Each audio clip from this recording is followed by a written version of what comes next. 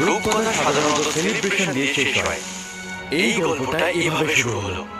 বসন্তের উষ্ণ দক্ষিণ দেশের এক রানী উত্তরের শীতকালীন পাহাড়ের এক রাজাকে বিয়ে করেছেন।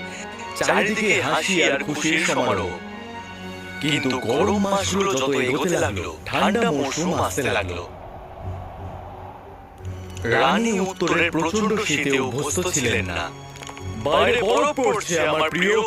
আমি দেখতে পাচ্ছি সেটা। চলো চলো আইস স্কেটিং করি এবং পরে হয়তো। প্রিয়, আমি শুধু এখন কম্বল জড়িয়ে থাকতে চাই। কিন্তু শীতকাল তো হলো মজা করার সময়। এখন একটু গরম কিছু পেলে ভালো হতো।